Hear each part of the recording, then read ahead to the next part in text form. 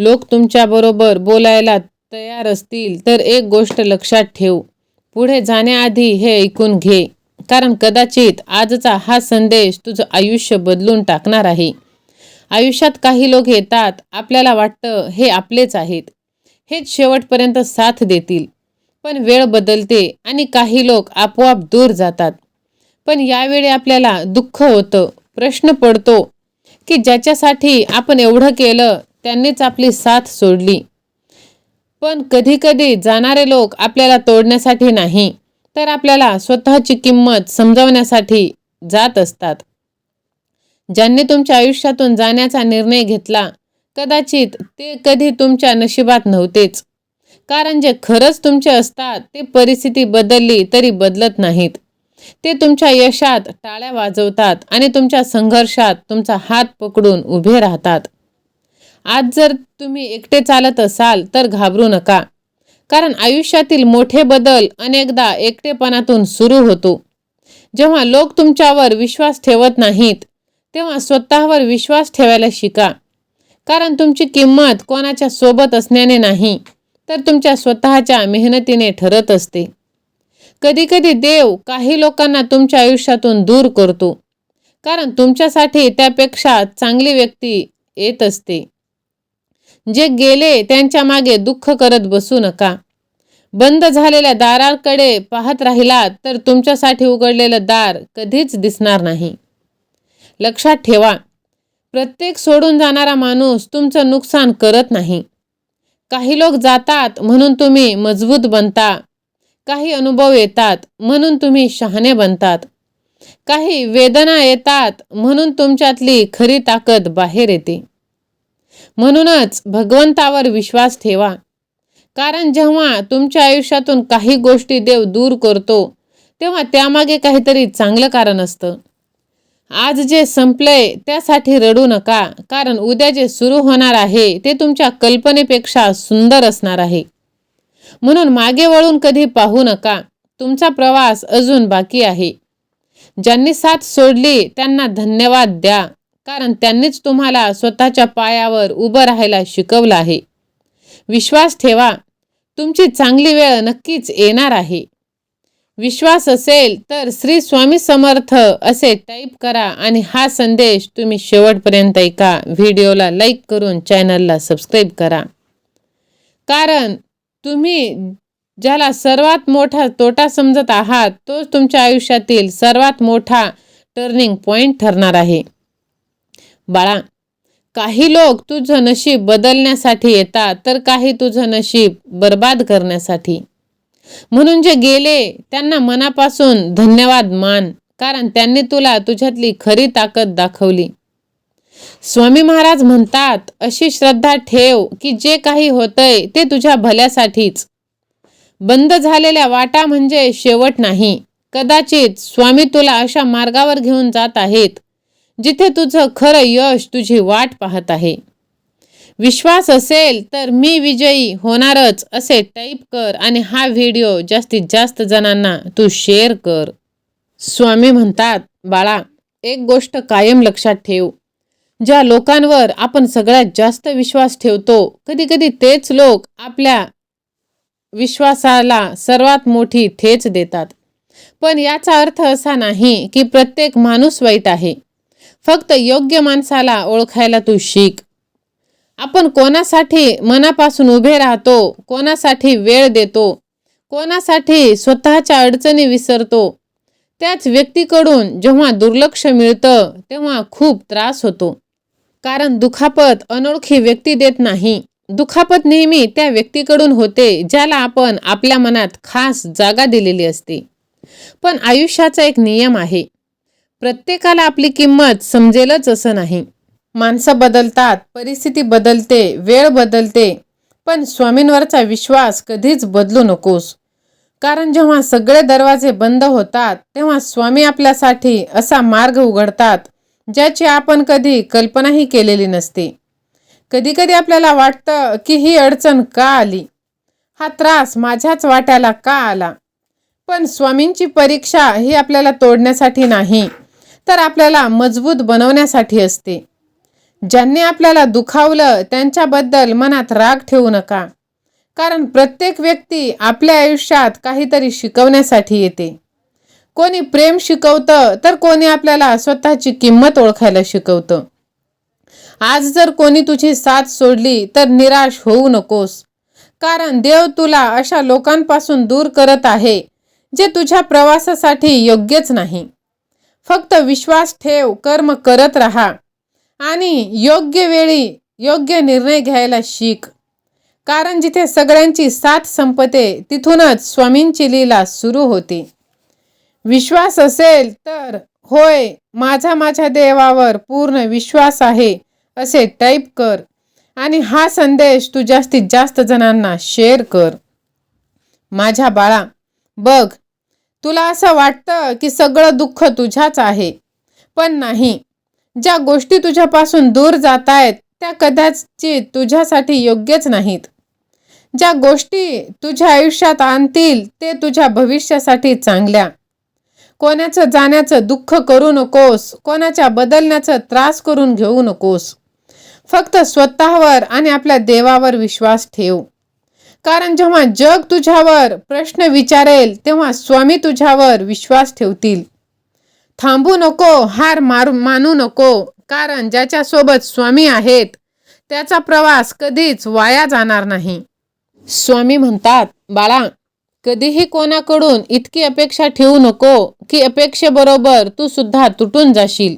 माझ्या बाळा, नात्यांची काळजी करणं सोडून दे. ज्याला जितकी साथ द्यायची आहे तो तितकंच नातं निभावणार. वाईट वेळ असेल तर मेहनत कर आणि चांगली वेळ असेल तर लोकांची मदत कर. माहित नाही कोणत्या वळणावर आले आहे आयुष्य. काही बोललं तर चुकीचं आणि नाही बोललं तरीही चुकीचं आहे. माझ्या बाळा, बघ, विष तर कारण नसताना बदनाम आहे. एकदा नजर फिरवून तर पहा, साखरेने मरणाऱ्यांची संख्या खूप जास्त आहे. मनातून उतरलेले लोक समोर जरी आले तरी ते दिसत नाहीत बाळा. एका सुंदर नात्याला वेळ दिला जातो, खोटे वचन नाही. बाळा, तुटून जातात अशी नाती बऱ्याच वेळा ज्यांना सांभाळण्याचा प्रयत्न एकट्याने केलेला असतो. ज्यांच्यामध्ये एकटं चालण्याची हिंमत असते त्यांच्या मागे एक दिवस घोळका असतो. म्हणून तू हार मानू नकोस. एकटेपणाला वैतागून प्रेमाच्या शोधामध्ये निघू नकोस. माझ्या बाळा, बघ, काही लोक पासवर्ड सुद्धा लक्षात ठेवत नाही. तू तर खूप लांबची गोष्ट आहे. वाळवंट सुद्धा हिरवगार होतं जेव्हा आपले लोक आपल्याबरोबर उभे असतात. असं नातं कधीही तुटत नाही ज्या नात्यामध्ये नातं निभावण्याची इच्छा दोन्हीकडून असते. म्हणून माझ्या लेकरा, जर तू बरोबर असशील तर काही लोक तुझा तिरस्कार करतील, कारण सगळ्या लोकांना खरं आवडत नाही. नातं बोलून दाखवलं जात नाही तर निभावलं जातं, मग ते दूर असो किंवा जवळ. नात्यांची मूळ जर मजबूत असेल तर दुरावा असला तरी काहीही फरक पडत नाही. होय माझ्या लेकरा, बघ, दगडांमध्ये तर देव मिळतो, पण आजकाल माणसामध्ये माणूस मिळत नाही. आयुष्यभर जर खुश राहायचं असेल तर स्वतःला असं बनव की कोणी तुझ्या बरोबर असो किंवा नसो, पण तुला कोणत्याही गोष्टीचं दुःख नाही. चांगल्या चेहऱ्यापेक्षा दुःख चांगल्या स्वभावाचं असणं आहे बाळा. चेहरा तर वयानुसार बदलतो, पण चांगला स्वभाव आयुष्यभर तुझी साथ निभावतो. स्वस्तामध्ये लुटून नेतं हे जग बऱ्याच वेळा ज्यांना स्वतःच्या किंमतीचा अंदाज नसतो. म्हणायला तर सगळेच आपले असतात, पण जेव्हा मन उदास असतो तेव्हा कोणीही विचारणारं नसतं. आयुष्यात सगळ्यात कठीण काम आहे लोकांना ओळखणं. म्हणून तू सगळ्यांवरती विश्वास ठेवू नकोस. जिथे भावनांची कदर असते तिथे मन आपोआप झुकलं जातं बाळा. तू कितीही चांगला असलास तरी कधी असं होणार नाही की सगळे तुझ्यावर खुश असतील.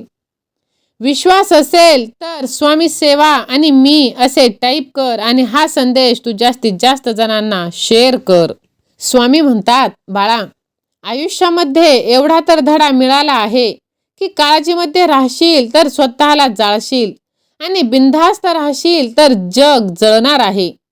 आता तू ठरव तुला कसं राहायचं आहे. माझ्या बाळा, माहीत नाही कसे आहे हे जग. वाईट लोकांना संधी मिळते आणि चांगल्या लोकांना धोका.